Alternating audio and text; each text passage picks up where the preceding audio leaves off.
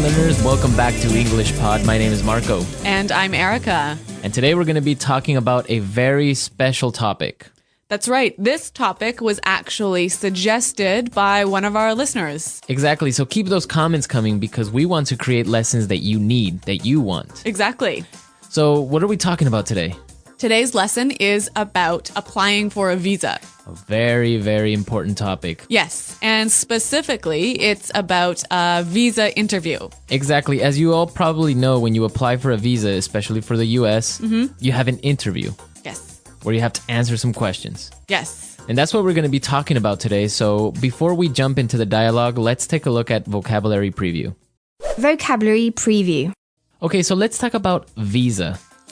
Right. A visa, it's not a credit card. No, not Visa or MasterCard. No. So a visa is an official document that you get in your passport that allows you to travel legally to a country. Exactly. So with this document, you can go into a country. Okay, so we have different types of visas. Today, we're going to be talking about a B2 visa. Right. A B2 visa is a tourist visa. A tourist visa. Yeah. This is only for the United States. Other countries may have different classifications for their visas, but B2 is for the United States. Right. So, Marco, we use a tourist visa when we want to be a tourist and just travel in the US. What about a resident visa? Well, you can have a temporary resident visa. Like, for example, an F1. Yep. An F1 is for foreign exchange students who go and live in the States maybe for a year or do a MBA for 2 years or 3 years. So that's an F1 visa. You can also get a J1 visa, which is a temporary exchange visitor. Okay. So it could be to maybe do some temporary work for 2 or 3 months and then go back to your country. So basically, a resident visa allows you to live in that country. Yeah, you can live in that country legally for a determined time. Okay, so let's listen to our dialogue. Where are we going to be exactly? In this dialogue, we're going to hear two people, a visa officer and a person who's applying for the visa. Now, the person who's applying for the visa has an accent, right? Yes. But this is really good practice for helping you to understand people with different accents. Exactly. So let's listen to the dialogue and then we'll come back and explain all the great vocabulary.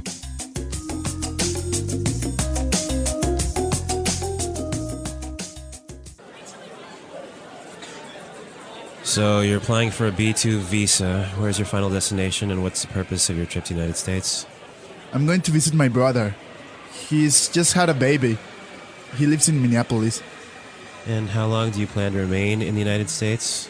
I'll be here for approximately 3 weeks. So here's my return ticket for the 26th of March. And who's sponsoring your trip? My brother, here. This is an invitation letter from him. I will stay with him and his family in their home. All right. Tell me about the ties you have to your home country. Well, I own a house. Actually, I'm leaving my dog there with my neighbors. I have a car at home. And my job? I'm employed by Tornell as an engineer. Actually, I only have 3 weeks vacation, so I have to go back to work at the end of March. And what evidence do you have that you are financially independent? Well, I do have assets in my country.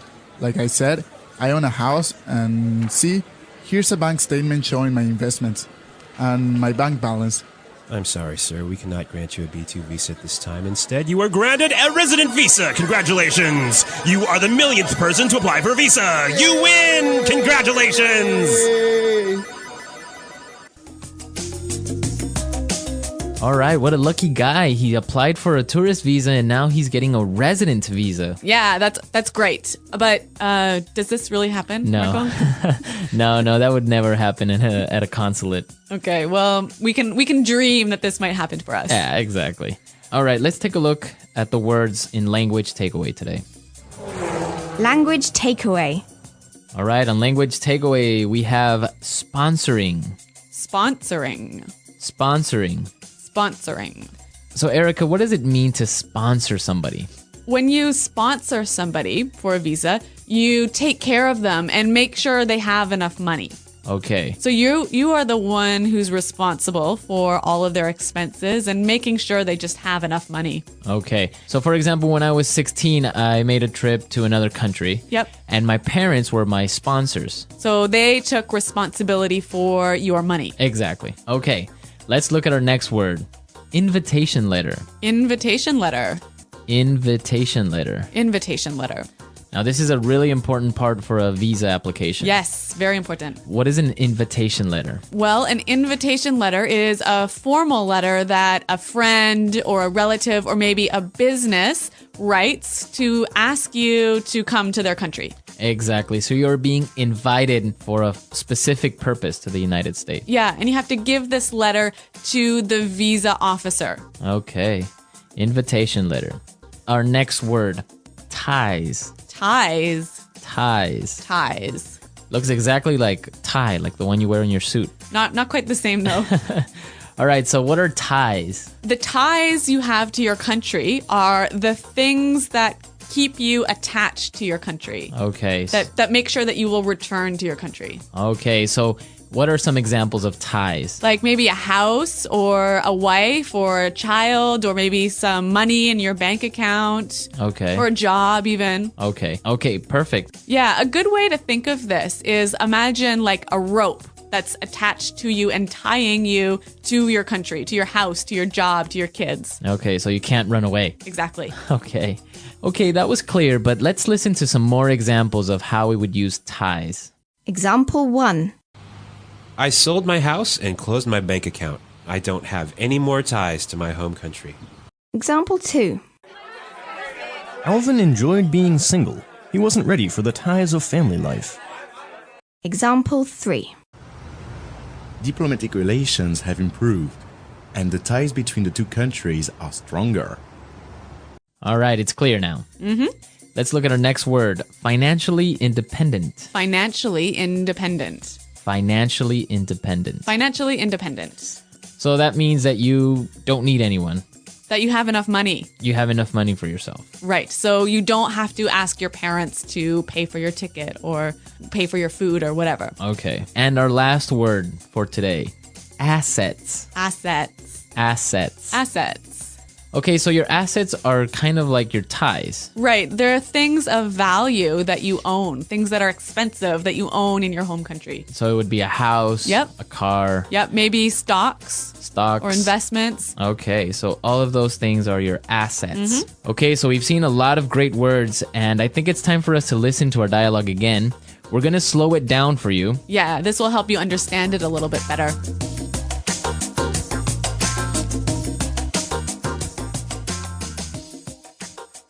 So, you're applying for a B2 visa. Where is your final destination, and what is the purpose of your trip to the United States?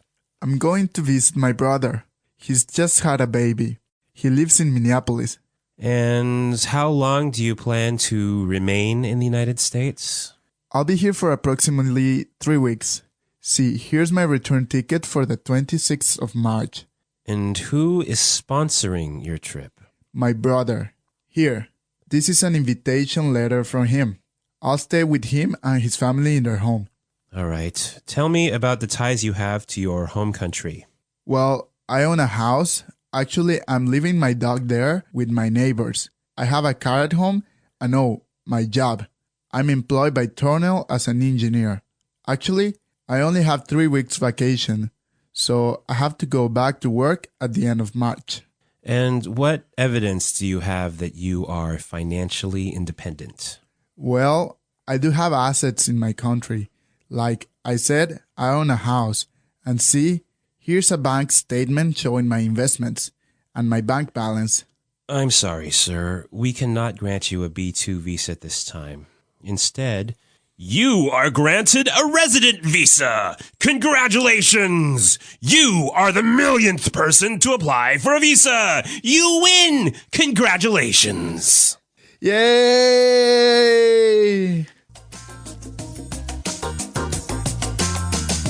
Okay, today we're not going to do our regular toolkit like Fluency Builder or putting it together. No, we're going to do something a little bit different today. We're going to talk about the questions you will probably be asked at an interview for a U.S. visa. Yes. And the useful language that you can use to answer these questions in a good way. Okay, so let's take a look at our first question. Where is your final destination, and what is the purpose of your trip to the United States? Where is your final destination, and what is the purpose of your trip to the United States? So this is probably going to be the first question the interviewer is going to ask you. Yeah. So Marco, I know you have a lot of experience with US visas. How should we answer this question? Well, it depends on what you're doing, right? Right. So if you're a tourist, you would say, I'm going on vacation to New York or anywhere. Also, if you're visiting a family member, like in our dialogue, you would say, oh, I'm going to visit my sister or my brother or my cousin. If you're applying for a business visa, then you would say, oh, I'm going to visit a company or etc. Right. So you just have to say why you are going to the States. Now, is it important to be really specific? Yeah, the more specific you are, it's probably better. So if you can name the state and the city where you're going, it's much better. Okay. All right. Well, let's listen to our next question. How long do you plan to remain in the United States? How long do you plan to remain in the United States? Okay, so this is a really important question also because in your application, you have to put how long you plan to stay in the US. Right. It's a pretty straightforward answer. 2 months, 1 month, 3 weeks. Right. But you just have to make sure that your answer matches what's written in your application form. Yeah. Exactly. Okay, now let's take a look at our last question. Tell me about the ties you have to your home country. Tell me about the ties you have to your home country. Well, I think this is maybe the most important question that they'll ask you, right? Yeah, this is the most important question. This is what the interviewer is most interested in. Okay, so why is he interested in this? Because he has to be sure that you will not become an illegal immigrant to the United States. So that you will return to your home country. Exactly. He or she has to be convinced that you're going to return to your home country. So how can you convince him? Basically by demonstrating your ties. So showing the things that will pull you back to your home country. So if you take documents to support this, bank statements, maybe a copy of your mortgage. Yep, like maybe your wedding certificate. I don't know, even a letter from your office, from your job.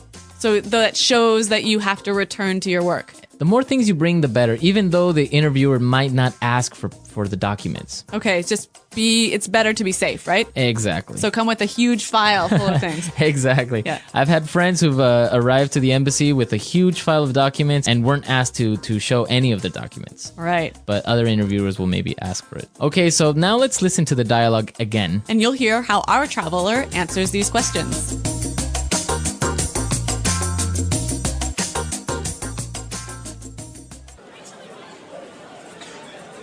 So you're applying for a B2 visa. Where's your final destination and what's the purpose of your trip to the United States?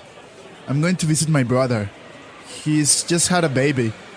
He lives in Minneapolis. And how long do you plan to remain in the United States? I'll be here for approximately 3 weeks. So here's my return ticket for the 26th of March. And who's sponsoring your trip? My brother. Here. This is an invitation letter from him. I will stay with him and his family in their home. All right. Tell me about the ties you have to your home country. Well, I own a house. Actually, I'm leaving my dog there with my neighbors.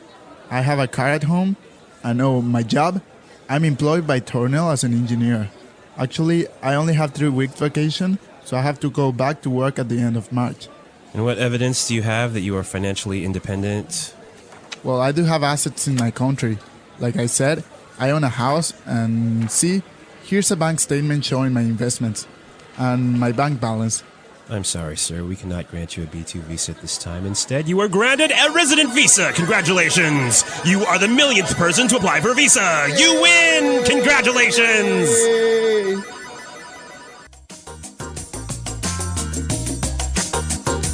Well, I hope this was a useful lesson for all of our listeners because I'm sure that in one point or another, in the future, you're going to apply for a visa. Mm-hmm.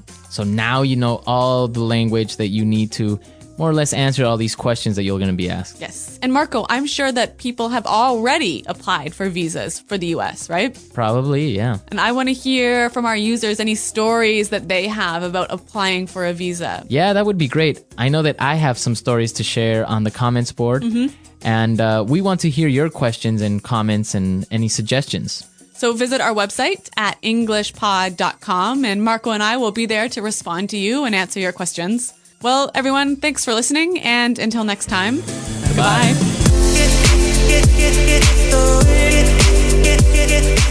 Bye.